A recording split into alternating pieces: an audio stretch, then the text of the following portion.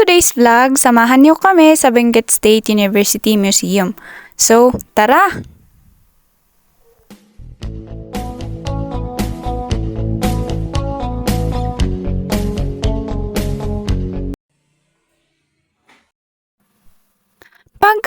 Pagkapasok nga namin sa museum, ang unang pumukaw sa atensyon namin ay ang mga black and white photographs lining the walls.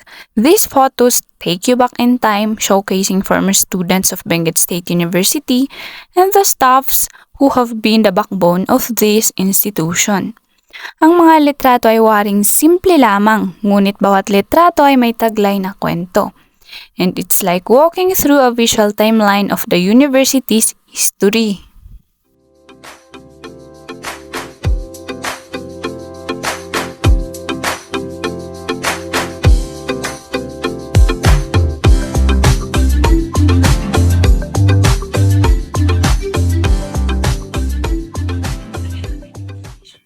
Sa banda namang ito ng museum, makikita natin ang mga medalya at mga plaques ng mga nagkagalingang former students ng Benguet State University. Over here, nandito naman ang mga fascinating old machineries, technologies, and agricultural tools that were used here decades ago. These pieces are not just artifacts. They tell the story of the hands-on learning approach that has been a tradition here at Benguet State University. Ipinapakita rin nito kung gaano katyaga at kasipag ang mga kawani at trabahador ng BSU.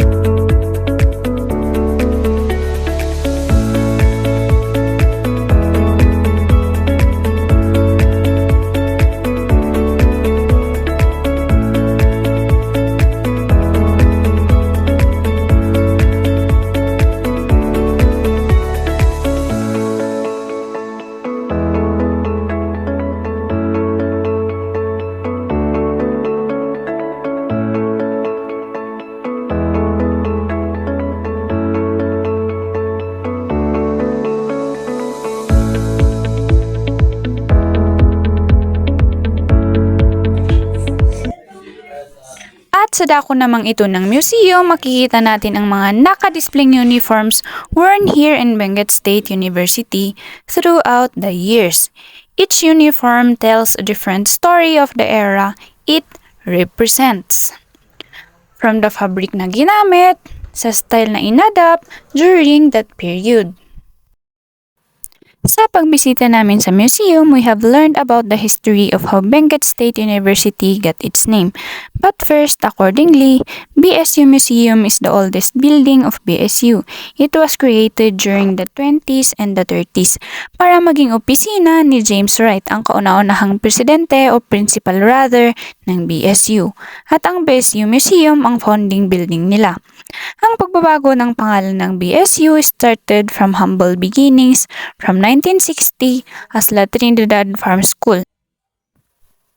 Because back then, it is used as experimental facility ng back then ay Baguio Industrial School na ngayon ay Baguio City High. Ngayon, yung mga locals nag-isip sila tsaka yung community along with the Bureau of Education under kay James Wright na gumawa o magkaroon ng institution. Dito ngayon yung mga locals, they decided na mag-donate ng land at doon nga nagsimula yung pagsisimula ng Benguet State University.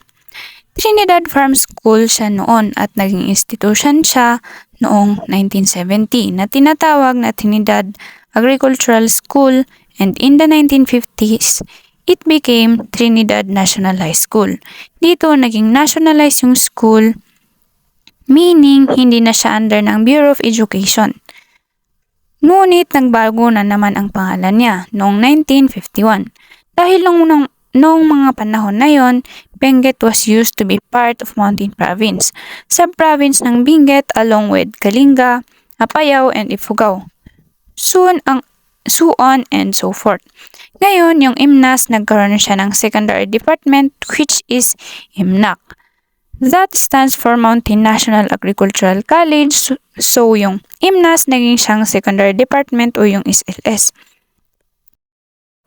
So, bakit nga ba naghiwalay? Kasi noong taong ito, nagkaroon tayo ng college program.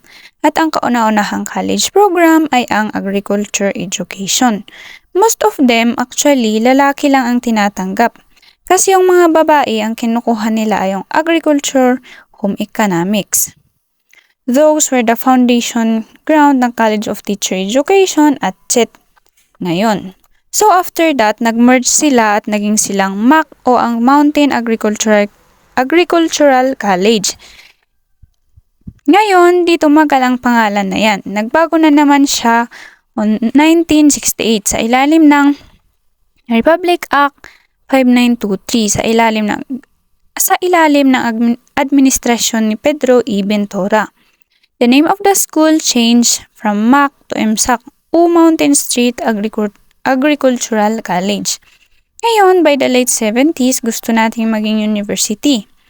That only came during the snap election. So, si President Marcos, pinirmahan niya yung Presidential Decree 2010. And because of that, from MSAC, naging tayong Benguet State University na ginagamit pa rin hanggang ngayon. Ngunit alam niyo ba na maraming proposed name sana ang school natin? Tulad ng Northern Luzon Agricultural College, Northern Luzon Polytechnic College, Mountain State University at marami pang iba. Ngunit hindi siya natuloy considering na ang ginagamit natin ngayon ay Benguet State University. So maraming pinagdaanan ang pangalan ng paralan nating BSU. So it is evident that people during the 1920s are farmers. The first college program, namely agriculture education and agricultural home economics, proved it. At sa aming paglalakad-lakad sa museum, it has been like traveling through time. Each artifact, each picture has so many stories to tell. It's a beautifully curated glimpse into the past that really helps visitors like us understand not just the university but also the community around it. And so, after spending at least an hour here, we have one of our biggest realizations on how institutions like Benguet State University are not just places of learning. They are keepers of history and culture. This short visit has shown us the importance of preserving such histories, as they are crucial in understanding our present and shaping our future. As a continuation, we will be sharing you some local histories from our place during the Japanese colonization and during the World War II. During the 1800s, Kibungan was a virgin forest and a sparsely populated area. During those days, the most feared creatures were the so-called busol or head hunters.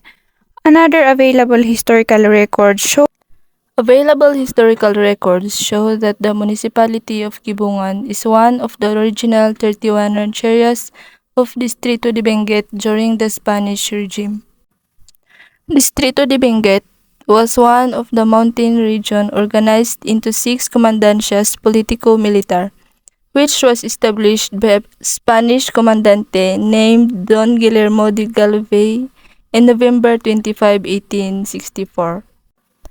When the Americans came, the Philippine Commission of the First Philippine Civil Government enacted Commission Act No. 48 on November 22, 1900s, which led to the organization of local civil governments in the formerly organized Spanish rancherias into townships with appointed leaders called presidentes.